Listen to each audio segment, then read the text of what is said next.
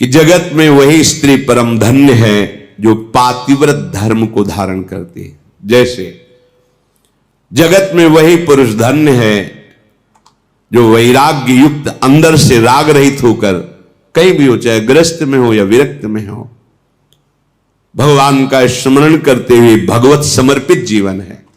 ऐसे लिए स्त्री के लिए एक सुदृढ़ भगवत प्राप्ति का मार्ग है, जो घर परिवार में रह रही अपने पति में भगवान की भावना करना। मेरे पति ही मेरे भगवान हैं, ऐसी भावना से आठों पहर उनकी आज्ञा में रहना। जैसे कोई प्रश्न कर सकता है कि अगर पति ही दुराचारी हो तो शास्त्रों में वर्णन किया गया है कि आप अपने भाव रखिए और फिर विधान जैसा होगा अपने आप दूरी बना दे, क्योंकि आप और आपके पति के बीच में भगवान का भाव है ना, वो संभाल लेंगे, वो आपको बचा लेंगे, वो आपको दूर कर देंगे। ऐसा भी हो सकता है। अलग अलग मायाकृत रूप हैं और आंतरिक भाव में जाएंगे जब विचार पे, तो आपके ही कर्म का फल भुगताने के लिए ऐसा स्वभाव वाला पति दिया गया है, ऐसी भावना। तो हमारे ही कर्म निश्चित, अपने कर्म के प्रभाव से ही पति का वर्ण होता है। अनुसुईया जी ने कहा, पत्नी का एक ही धर्म एक व्रत नेमा, काय वचन मन पति पद प्रेमा। शरीर से, मन से, वाणी से एक ही धर्म, एक ही व्रत, एक ही नियम, पति को भगवान मानकर उनकी आराधना करना। इसमें रुक कर हम वार्ता करते, जैसे शास्त्र सिद्धांतों का जब कभी वर्णन होता है तो आप लोग समझ नहीं पाते हैं और कहीं की बात को कहीं जोड़कर असंतुष्ट हो जाते हैं। इसलिए विवेकवान सत्संगी हो जाता है, अपने को बात समझनी। जिससे एक बार महाभारत चरित्र जब वर्णन कर रहे थे पीछे, तो उसमें आया था कि वो ऋषि का नाम नहीं याद आ रहा, ब्रह्मलोक गए थे तो उनको वापस किया गया था कि आपने संतान उत्पन्न नहीं किया, विरक्त वेश नहीं लिया, लेकिन तप करते रहे तो तप के प्रभाव से ब्रह्मलोक आए, लेकिन आपको दरवाजा नहीं खुलेगा, आप जाओ और संतान उत्पन्न। तो उन्होंने वो एक पक्षी से संतान उत्पन्न की थी, जिसकी रक्षा के लिए खांडोवन में उन्होंने अग्निदेव से प्रार्थना की थी। इस प्रसंग को सुनकर किसी गृहस्थ ने कल प्रश्न किया था कि हमारी पत्नी बहुत परेशान है क्योंकि संतान नहीं हुई। तो लोक धर्म और कुल धर्म, वेद धर्म और भागवत धर्म और प्रेम धर्म, कहां की बात पकड़ी तुमने? लोक धर्म की। हो कौन? प्रेम धर्म के उपासक, जो भगवत धर्मों जीत के निज प्रेमा ठहरंत, राधा वल्लभ लाल की विमल ध्वजा फहरंत, भगवत धर्मों जीत के निज प्रेमा ठहरंत, निज प्रेमा ठहरंत नेम कछु परसत नाही, अलक लड़े दोला। जहां हमारे श्यामा श्याम उनके चरणों की उपासना, तो आपने लोक धर्म की बात को अर्जुन जी से भगवान ने अपने हृदय की गुप्त बात कही थी। कहा भी था, सर्वगुह्यतम बात है। क्या बात? सर्वधर्मान परित्यज्य मामेकम शरणम ब्रज, अहम त्वाम सर्व पापेभ्यो मोक्षयिष्यामि मा शुचा। यहां पाप शब्द को उच्चारण क्यों किया भगवान ने जानते हो? यह हमारे लोगों की बुद्धि का परिणाम। तुम सब धर्मों का त्याग करके केवल मेरी शरण हो जाओ। तो बोले महाराज पाप लगेगा, आपने ही तो धर्मों का उपदेश किया है। तो बोले वो मैं देखूंगा। अहम माने मैं, त्वाम माने तुम्हारे सारे पापों को नष्ट करके तुम्हें परम पद मैं प्रदान करूंगा।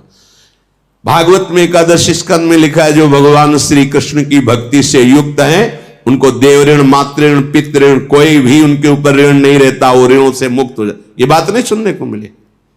अरे बहुत बढ़िया अवसर मिला है, प्रभु को अपना मान करके उनको रिझा लो।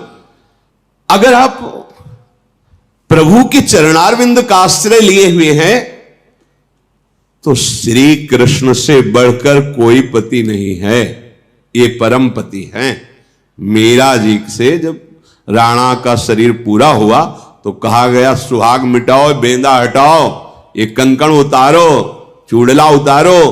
तो उन्होंने कहा नहीं नहीं, तुमने जिसे पति माना था वो मैंने माना ही नहीं। मेरे तो गिरधर गोपाल दूसरो न कोई, जाके सिर मोर मुकुट मेरो पति सोई। हमारा चूड़ला अमर, हमारा सुहाग अमर है। अगर आप वैष्णव हैं, भगवत अनुरागी हैं, प्रियालाल की शरण में हैं, लौकिक सिद्धांतों की जहां चर्चा हो रही हो वहां प्रणाम करके सुनना है, पर यह ध्यान रखना है कि हमें जाना कहां है। इस समय 12 बजे हैं, ये ट्रेन हावड़ा स्टेशन से यहां आई है, छूट करके लखनऊ जा रही। सुन के तुम उसमें चढ़ जाओगे क्या? तुम्हें पता नहीं तुम कहां किस स्टेशन में जाना है, कौन सी ट्रेन में बैठ, बोले वो आवाज दी ना उस ट्रेन में बैठ गए तो पागल माने जाओगे कि नहीं माने जाओगे? भैया ये स्टेशन है जहां बैठे हो, सत्संग स्टेशन। कहां जाना है? हर ट्रेन यहां से गुजरेगी, हर ट्रेन। सनातन धर्म, लोक धर्म, वेद धर्म, कुल धर्म, पातिव्रत धर्म, हर धर्म। तुम हो किस धर्म की यात्री? बोले प्रेम धर के। बैठ जाओगे, पैसेंजर जा रही हावड़ा, फिर क्या करोगे? है? अरे इतना तो ज्ञान रखो, तुम्हारी टिकट कहां की है? तुम्हें निकुंज जाना है, तुम हो यात्री कहां के? हाई क्लास वातानुकूलित कक्ष के, जनसाधारण में घुस के मत बैठ जाना। कहां की है समझो। ये स्टेशन है सत्संग, जो जहां का है सबके लिए है। सब पकड़ के देखो, आपको परम कल्याण तक ले जाएगा। राम कृष्ण हरि शिव उपासक, गृहस्थ विरक्त, स्त्री पुरुष, बाल बच्चा, वृद्ध, नौकरी पेशा, कुछ भी कोई भी, सबका परम मंगल करने में समर्थ है सत्संग। लेकिन आप ये ध्यान रखना है, हम कहां के यात्री, हमें जाना कहां है, हमारा मार्ग क्या है। इसलिए कहते हैं साधक के चित्त का समाधान हो जाना चाहिए बहुत सावधानी से। जहां लोक धर्म की, वेद धर्म की, कुल धर्म की, अन्य धर्मों की चर्चा है, महामहिम है, सुन रहे हैं, लेकिन अब वो स्टेशन में बैठे नहीं सुनाई देता। वहां की ट्रेन आ गई है, उस प्लेटफार्म में खड़ी है, यात्री कृपया ध्यान दें, पहुंच जाएं। तो उस ट्रेन में बैठने वाला जाए, सब थोड़ी बैठ जाए। वो तो हमारी ट्रेन नहीं है, आराम से बैठे चाय पी रहा है, और तुम जाकर उसमें बैठ रहे हो और भी परेशान हो रहे हो कि हमें तो जाना मथुरा से वृंदावन दर्शन के लिए, और ये कहां पहुंच गए। तो तुम होश खो चुके हो, होश में रहो। सत्संग जो है ये बहुत बड़ा स्टेशन है, हर जगह भेज देगा। ये हर जगह भेजने में समर्थ है, हर जगह। यहां से हर ट्रेन गुजरेगी। आपके यात्री कहां के बनना चाहते हो, टिकट कहां के लिए, बस ये ध्यान रखना। इस बात पर ध्यान दे के सत्संग सुनो। सत्संग अमोघ वर्षा हो रही है। जैसे स्वाति का बूंद चातक के लिए जीवन होता है, केले पे पड़ जाता है कपूर बन जाता है, और मोती सीप में पहुंचते ही वो मोती बन जाता है, और सांप के मुख में पहुंचते विशाल जहर बन जाता है। वही बूंद अधिकारानुसार जहां जहां पहुंचा, वही स्वाति का बूंद अपना रूप धारण कर। इस सत्संग के मोती हैं, बिखरे मोती समेट करके तुम्हारे सामने फेंके जाते हैं। तुम किस अधिकार से स्वीकार करते हो? सावधान होते हुए तुम जिस मार्ग के पथी को अपनी बात को समझना है, बकाया तो सत्संग है, सर्व मंगल करने वाला है, हमें सुनना है, पर हमें गहना वही है। देखो महापुरुषन ने सब रस गायो, देखनो यह है कि उनको हियो कहां ठहरानो। जहां हियो ठहरानो तहां गहनो। हमें पकड़ना है, हम किस मार्ग के पथिक हैं, हमारा मार्ग क्या है। उत्तम जो पतिव्रता होती है उसमें अपने लोग भी सम्मिलित हैं। हरिवंश पतिव्रत है जिनके, सुख संपत्ति दंपति जो जिनके। जैसे एक पतिव्रता अपने पति के सिवा जगत में कोई पुरुष ऐसा काम भाव से देखती नहीं, जानती ही नहीं। पुरुष शब्द केवल अपने पति के लिए, पूरी सृष्टि में उसके हृदय में है ही नहीं भाव कि कोई पुरुष है, ऐसा भाव ही नहीं। जैसे उत्तम महाभागवत के हृदय में अपने आराध्य देव के सिवा और कोई है, ऐसा भाव ही नहीं होता। केवल अपने चिद चिद लक्षणम सर्वम राधा कृष्णमयम जगत, जित देखूं तित श्याममयी है। ये उत्तम पतिव्रता का लक्षण अपने केवल पति में ही प्रेम। द्वितीय, मध्यम परपति देखे ही कैसे, जो मध्यम कोट उसको दिखाई देता है, पर भ्राता पिता पुत्र निज जैसे, अपने बराबर है तो भाई जैसा भाव, अपने से बुजुर्ग है तो पिता जैसा भाव, छोटा है तो पुत्र जैसा भाव, पति भाव केवल अपने प्रीतम में। तीसरी कोटि की पतिव्रता, मेरा धर्म है कि मैं संयम से रहूं, मेरी कुल परंपरा में कभी दाग न लगे, उसे तीसरी कोटि की परंपरा की पतिव्रता कहते हैं, जो ऐसा विचार कर धर्म पूर्वक जीवन निर्वाह करती है। चौथी, अवसर नहीं है और भय है, पूरा जीवन धर्म से निर्वाह हो गया, वो भी पतिव्रता ही कही जाती है। पर उत्तम बात यह है कि कोई और दूसरा है ही नहीं, ऐसा भाव रहना। जो अपने पति के आश्रय का त्याग करके परपति से रत करती है, वो एक क्षण सुख के लिए करोड़ों नरकों की यातना सहने की बात तैयार कर लेती है। पति वंचक परपति रति करई, रो रो नरक कल्प शत। ऐसे पुरुष के लिए है जो बेविचारी स्वभाव बना लेता है, बड़ी दुर्गति होती है। वो पढ़ा है उसमें कि लोहे के जलते हुए लाल खंबे, स्त्री आकृति पुरुष आकृति, उसमें मरना तो वहां है नहीं, बहुत सावधान। क्षण सुख लाग जन्म सतकोटि, एक क्षणिक भ्रमात्मक सुख के लिए करोड़ों जन्मों का दुख मोल ले लेना। कल किसी ने सुनाया था, लिखा है कि आप तो बाबा जी हो, आप क्या जानो बच्चा ना होने पर कैसा दुख होता है, लोग हमें कितना गालियां देते हो, क्या क्या कहते हैं, तुम्हें इसका तुम तो समझा दिए केवल, हम तो हमारे हृदय नहीं है, तुम अपने बच्चे से जितना प्यार करते हो उससे करोड़ गुना बढ़कर तुमसे प्यार करते हम, तुम्हारा प्यार स्वार्थ युक्त है, इसलिए तुम केवल एक सीमा में रखे हो ना, एक पत्नी हो, भाई हो, दादा हो, चाचा, इतने में। हमारा प्रभु हर मंदिर में, हृदय मंदिर में विराजमान है। आप क्या समझते हो, संतों को क्या समझते हो, रूखी बातें बोलते हैं क्या फुसलाने वाली बातें बोलते? तुम हमारी आत्मा हो, तुम अपने पुत्र को भी अपनी आत्मा की तरह प्यार नहीं कर सकते, केवल मोह जनित प्यार है। जो भगवान के चरणारविंद के आसक्त जन होते हैं, संपूर्ण चराचर जगत में अपने आत्मस्वरूप प्रीतम तक को देखकर प्यार करते हैं। अरे भूल जा, ये लौकिक धर्मों को भूल जा, उस धर्म में आ जिसके बाद आवागमन छूट जाता है। सो सब धर्म करम जरि जाऊ, जहां न राम पद पंकज भाऊ। क्यों भूल रहे हो? सर्वलोक महेश्वर भगवान कहते हैं, मुझे जिस भाव से चाहो मैं उसी भाव से मिलूंगा। तो तुम भगवान को अपना पुत्र मान लो। संसारिक गोदनामा में लोगे, कौन स्वभाव कौन सा उसके अंदर भाव वाला, कैसा कैसा, लेकिन सच्चिदानंद भाव वाले प्रभु को अगर तुम्हारी गोद में न खेलने लगे तो हमें बताना, भाव कर लो केवल। भावोत्सवेन भजताम रस काम धेनु है हमारे युगल सरकार। देखो ना, जिन्होंने भाव किया उनके अनुभव में आए, इनसे बड़ा और कौन हो सकता? और यही आते हैं, इनके सिवा कोई है नहीं। आपने पार्थिव भाव रख लिया तो पार्थिव रूप में आ जाते हैं, चिदानंद भाव कर लो तो चिदानंद रूप में आ जाएंगे। कोई शोक की गुंजाइश नहीं है। मनुष्य शरीर भगवत प्राप्ति के लिए मिला है। यदि संतान नहीं है, परिवार की कुल वृद्धि वाला नहीं, तो हमारा कुल कभी नष्ट नहीं होने वाला। तुम्हें हम पीढ़ी दिखाते हैं। हरि नाभिकमल से ब्रह्मा, ब्रह्मा से प्रजापति, ब्रह्मा से ये पूरी सृष्टि हमारा परिवार है। काहे को एक 4 हाथ की दीवार में परिवार को सीमित कर रहे हो? हमारा परिवार कभी नष्ट नहीं हो सकता।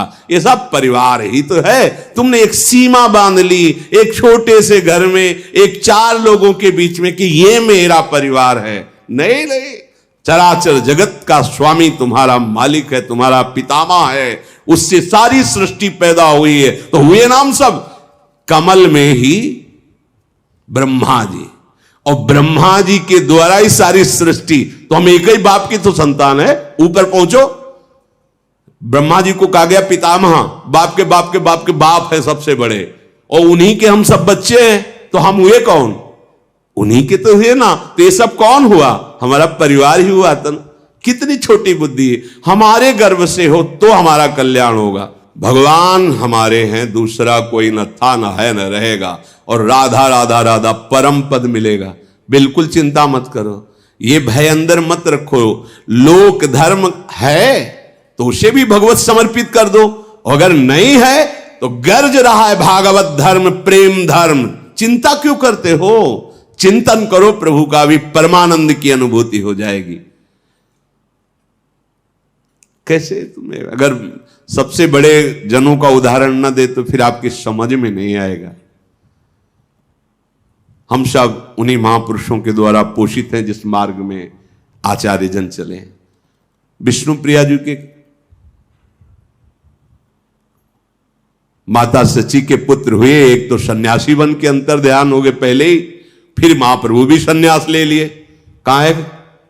और सब नहीं है कुल परंपरा, लाखों करोड़ों असंख्यों उन्हीं के तो पुत्र हैं।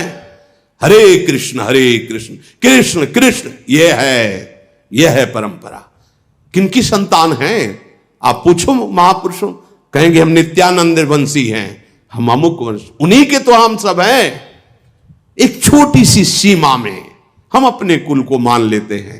पूरा विश्व ब्रह्मांड में कृष्ण नाम जो जय को घोष प्राप्त हो, कैसा आप देखो ना, बस एक सीमित बुद्धि से आप असंतुष्ट हो जाते हैं। मेरा नहीं, इसको और बढ़ाओ, मेरा, इसको इतना बढ़ाओ कि इस मेरा में सब समा जाए और कुछ बचे ना। सच्ची बात कह रहे हैं, काम बन जाएगा। ये छोटी छोटी बातों, अगर संतान मात्र होने से परम पद मिल जाता तो आप सबके माथे पे मुकुट रख के सिंहासन में बैठ के परम पद में पहुंच जाते। बिना हरि भजन के कल्याण शब्द नहीं है, मंगल नहीं है। बोले वंश परंपरा, फिर भूल मत करो, हम एक ही वंश के हैं, बंसी वाले के वंश के हैं, उसी का सारा वंश है। बेकार ये बीच में हम लोग क्या कहते हैं, हम हरिवंश हैं, हरि के वंशी, और नहीं है, हम सब हरि के वंश के। किसने प्रकट किया? हमारे बाप का बाप कौन है? आप हैं। ये भूल छोटी छोटी बातों में मत करो, आगे बढ़ो। अगर सत्संग नहीं मिला है तो भले कुढ़ते रहो ये बातें लेके। वो क्या कहते, ड्राफ्ट लेना, ड्राफ्ट क्या कहते, गोदनामा, गोदेनामा तो धुंधुकारी का लिया था धुंधुली ने, पढ़ के देख लो। जब हमारे भाग्य में नहीं तो हम गोद में लेके क्या करेंगे? अगर उनको देना था तो यहां से पैदा करते, नहीं दिया है तो उन्हीं को बनाएंगे। तुम ही आओ, दूसरा नहीं, आओ हमारे नेत्र गोचर बनो, और हम जिस भाव से चाहेंगे आपको उस भाव से खेलना होगा हमारे संग। अभी निहाल हो जाओगे, निहाल हो जाओगे। पर वो पार्थिव बुद्धि समझ में नहीं आता, अब कैसे समझाएं? लाडले हरि के सिवा कोई है ही नहीं, इन्हीं को बना लो, इन्हीं को दूल्हा बना लो, इन्हीं को मित्र बना लो, इन्हीं को स्वामी बना लो, इन्हीं को पुत्र बना लो, इनको गुरु बना लो, इनको शिष्य बना लो, सब में राजी। संदीपनी जी ऊपर बैठे हो महाराज, जगत गुरु नीचे बैठे हुए, जिनकी श्वासों से वेदों का प्रादुर्भाव हुआ, वो हाथ जोड़े सुन रहे, शिष्य बने हुए, ये सब कुछ बनने के लिए तैयार है। श्री अनुसुईया जी ने सियाजू को पातिव्रत धर्म का उपदेश देकर कहा कि ये तो मैंने संसार के हित के लिए कहा है। सुन सीता तब नाम सुमिरि नारी पतिव्रत करही, तो ही प्राण प्रिय राम कहूं कथा संसार हित। हे सीता, तुम्हारा नाम स्मरण करके स्त्रियां पातिव्रत धर्म में स्थित हो जाएंगी, पातिव्रत धर्म का पालन करेंगी। तुम्हें तो श्री राम प्राणों से भी अधिक प्रिय हैं। ये पातिव्रत धर्म की शिक्षा तो मैंने संसार के लिए दी, अनुसुईया जी ने कहा। जानकी जी ने सुनकर परम सुख पाया, आदर पूर्वक अनुसुईया जी के चरणों में सिर नवाया। तब कृपा की खान भगवान श्री राम जी ने अत्रि मुनि से कहा, अब आज्ञा हो तो मैं आगे वन को जाऊं। प्रभु मुझ पर निरंतर कृपा रखना, अपना सेवक जानना, और कभी कभी स्मरण कर लेना। भगवान श्री राम जी कह रहे हैं, अपना सेवक जान के स्मरण कर लेना। ये सुन करके अत्रि जी प्रेम विकल हो गए। बोले, प्रभु आप हमसे कृपा की बात कर रहे हो? जासु कृपा अज शिव सनकादि, चहत सकल परमारथ बादी। ते तुम राम अकाम पियारे, दीनु बंधु मृदु बचन उचारे। अब जानी मैं श्री चतुराई, भजी तुम्हें ही सब देव बिहाई। जेहि समान अतिशय नहीं कोई, ताकर शील कसनस होई। प्रभु आप हमसे कहते हैं कृपा कीजिए। हे नाथ, भगवान ब्रह्मा, महादेव, शनकादि और समस्त तत्वविद्ता मुनिजन आपकी कृपा चाहते रहते हैं। हे हरि, आप निष्काम उपासकों के लिए बहुत प्रिय और दया के भंडार हैं। निष्कामता में भगवान अधीन हो जाते हैं। जब कोई चाह नहीं और रात दिन भजन, तो भगवत साक्षात्कार देर नहीं लगती। पर जब कामनाएं होती तो होगा, पर समय लगेगा। पहले कामनाएं पूर्ण होंगी, फिर उनसे वैराग्य होगा, फिर आगे भगवत प्रेम होगा।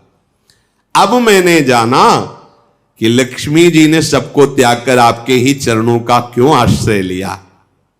ओहो, आपके समान कोई नहीं है, फिर आपसे बड़ा कौन हो सकता है। और आपके ऐसे दैन्य वचन प्रभु, मैं किस प्रकार से कहूं कि मेरे कौन से सौभाग्य उदय हुए कि आप मेरे नेत्र गोचर हुए।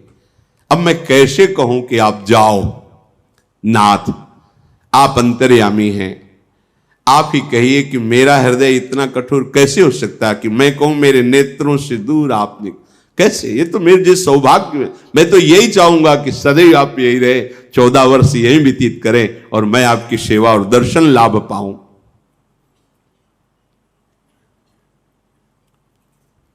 ये अत्रि मुनि जी भगवान श्री राम से विनय कर रहे हैं। जो वास्तविक प्रभु से ऐसा ही प्यार करता है, कलयुग कोई प्रभाव नहीं डाल पाता। ये कलयुग का सब प्रभाव है। कठिन काल मल कोश, धर्म न ज्ञान न जोग जप। ये कलयुग का प्रभाव क्या करेगा? आपको धर्म से नहीं चलने देगा, योग से नहीं चलने देगा, ज्ञान नहीं रहने देगा, जप नहीं करने देगा। इसका प्रभाव है। जैसे गर्मी का प्रभाव तो सबको लगता है ना, ऐसे इसका प्रभाव है कलयुग का। पर इसका प्रभाव उनके ऊपर नहीं पड़ेगा जो परिहरि सकल भरोस, रामई भजई ते चतुर नर। जो किसी और की आशा न करके एकमात्र श्री भगवान का भरोसा लेके भजन करते हैं, कोई भी कलिकाल का प्रभाव उसके ऊपर, माया का प्रभाव नहीं पड़ेगा।